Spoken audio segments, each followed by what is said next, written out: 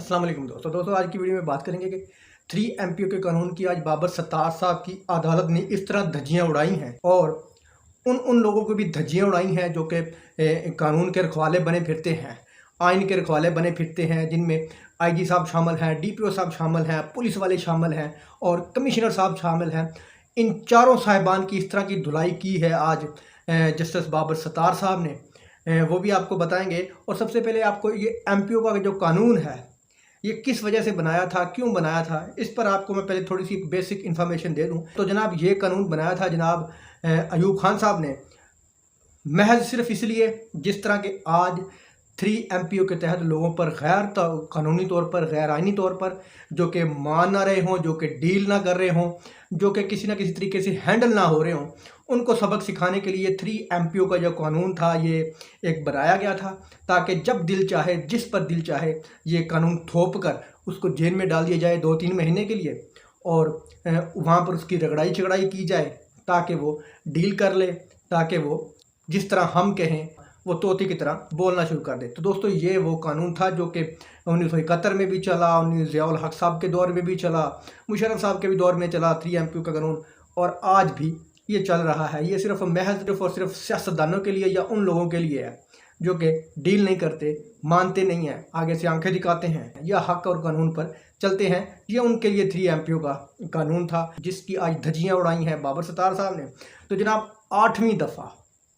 आज शहरियार अफरीदी साहब को इस केस के तहत गिरफ़्तार होने के बाद आज रिहाई मिली और जज साहब ने रिहाई देने के बाद ये भी ऑर्डर किया कि जनाब अब इनको दोबारा अगर किसी ने गिरफ़्तार करने की कोशिश की तो वो अपने इंजाम का खुद जिम्मेदार होगा, ख्वाह वो DPO हो, ख्वाह वो DC हो, ख्वाह वो SHO हो, ख्वाह वो IG हो, तमाम को मैं मुअत्तल करूँगा, उनको मैं तौहीन अदालत की कार्रवाई उन पर मैं करूँगा। तो आज उन्होंने धज्जियाँ उड़ा के रख दी हैं 3 MPO के कानून की। उन्होंने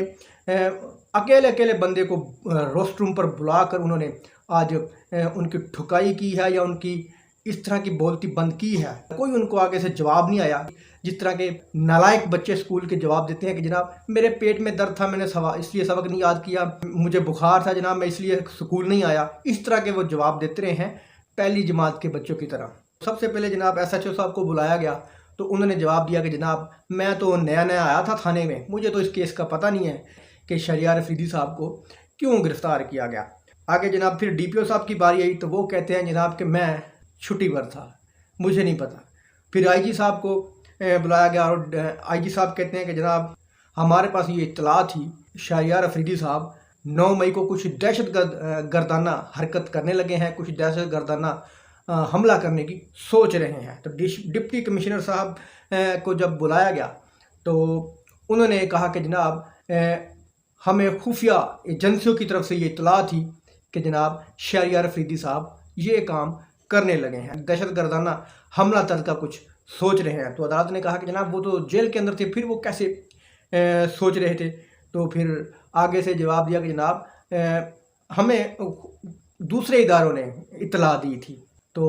फिर अदालत ने कहा कि जनाब क्या आपने शहरियार अफरीदी के किसी साथी को गिरफ़्तार किया है जो कि ये कार्रवाइयाँ करने वाला था। तो उन्होंने कहा कि जनाब नहीं, हमें ये ऊपर से कहीं से, मतलब कि हमें ये एजेंसियों के ऑर्डर थे, मतलब कि किसी ने कोई भी ऐसा जवाब नहीं दिया जिससे अदालत मुतमिन हो सके। फिर अदालत ने डिप्टी कमिश्नर साहब को शोकाज नोटिस का याद कराया कि जनाब आपने इस शोकाज नोटिस के हवाले से कोई हमें सेटिस्फाई कोई जवाब नहीं दिया, हमें मुतमिन करने वाला कोई जवाब नहीं दिया, आप पर तौहीन अदालत की कार्रवाई होगी, आप पर भी होगी और IG साहब पर भी होगी। एक अदालत जब किसी को रिहा करती है तो किस तरह उसको दोबारा गिरफ़्तार किया जाता है, इस चीज़ का आपको जवाब देना पड़ेगा। तो आज जस्टिस बाबर सत्तार साहब ने धज्जियाँ उड़ा के रख दी हैं 3 MPO के उस कानून की जो कि हर इनोसेंट बंदे पर थोपा जाता है। उन्होंने शहरियार अफरीदी और शाहजादा गुलजार को रिहा कर दिया और इस्लामाबाद में ही रहने का हुक्म दिया, और ये भी हुक्म दिया गया है कि कोई भी इदारा अब किसी भी केस में इनको गिरफ़्तार नहीं करेगा। तो इससे यही जाहिर होता है कि सियासी कैदियों को जो कि 3 MPO के तहत गिरफ़्तार किया गया था उनकी रिहाइयाँ शुरू हो गई हैं। काकड़ साहब मुश्किल में फंस गए हैं। साइफ़र वाले मामले में इमरान खान साहब ने पेशकश को ठुकरा दिया है। इम्पोर्टेड हुकूमत की जानब से इमरान खान साहब को ये पेशकश दी गई थी कि जनाब आपने साइफ़र लीक करवाया है, आपने साइफ़र चोरी किया है, तो इस हवाले से आप पर मुकदमा है, तो क्या आप हमसे कोई डील करते हैं। इम्पोर्टेड हुकूमत का मतलब जो इम्पोर्टेड हुकूमत की बाक़ियात अभी बची हुई हैं वो इमरान खान साहब से डील कर रही हैं कि इमरान खान साहब अपने मौक़िफ़ से पीछे हट जाएं, नज़रिए से हट जाएं और इमरान खान साहब हमारे साथ दूसरे सियासतदानों की तरह कोई डील कर लें। लेकिन इमरान खान साहब ने कहा कि जनाब आप जो मर्ज़ी कर लें, जिस तरह का मर्ज़ी झूठा इल्ज़ाम लगाकर मुझे जेल में रखें, गिरफ़्तार करें, गोली मारें, जो मर्ज़ी करें, मैं अपने मौक़िफ़ से पीछे नहीं हटूँगा, मैं अपने नज़रिए से पीछे नहीं हटूँगा। तो इमरान खान साहब ने बड़ी ऑफ़र को ठुकरा दिया। उन्होंने ऑफ़र ये दी थी कि जनाब आप पर जो ये केस हम करने जा रहे हैं, आर्टिकल 6 की जो कार्रवाई आप पर होने जा रही है, जो आपने साइफ़र चोरी किया है, जो कि हकीकत में ये सब झूठ है, फेक है,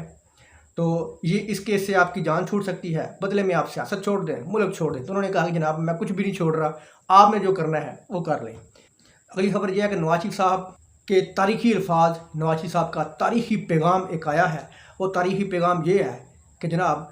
अनवारुल काकड़ साहब की हुकूमत पर मुझे यकीन नहीं है, तो इसलिए मैं अभी मुल्क में वापस नहीं आ सकता। तो दुनिया के सबसे बड़े लीडर, दुनिया के सबसे बड़े शेर लीडर ने मुल्क में अदालतों के डर से, कानून के डर से मुल्क में वापस आने से इनकार कर दिया है और कहने कि वो शेर हैं। अगली खबर यह है कि 18 अगस्त को चीखें 7वें आसमान पर होंगी बहुत से लोगों की, क्योंकि 18 अगस्त को जस्टिस उमर अता बंदयाल की अदालत यानी सुप्रीम कोर्ट ऑफ पाकिस्तान कुछ बड़े बड़े फैसले करने जा रही है, जिनमें बहुत से ब्यूरोक्रेट्स भी शामिल हैं, बहुत से सियासी रहनुमा भी शामिल हैं और वो लोग भी शामिल हैं जिन्होंने कानून बनाए, करप्शन को जायज़ किया, जजों को नीचा दिखाने की कोशिश की और जिन्होंने अदालती हुक्म को हवा में उड़ाया, यानी चीफ इलेक्शन कमिश्नर साहब। इन सब पर अब घेरा तंग होने वाला है। तो 18 तारीख बहुत अहम दिन है, जुमे का दिन है और तारीख गवाह है कि जब भी जुमे के दिन कोई फ़ैसला होता है वो नवाज शरीफ नून लीग पर भारी होता है। दोस्तों उम्मीद है आपको ये वीडियो पसंद आई होगी। अल्लाह हाफ़िज़।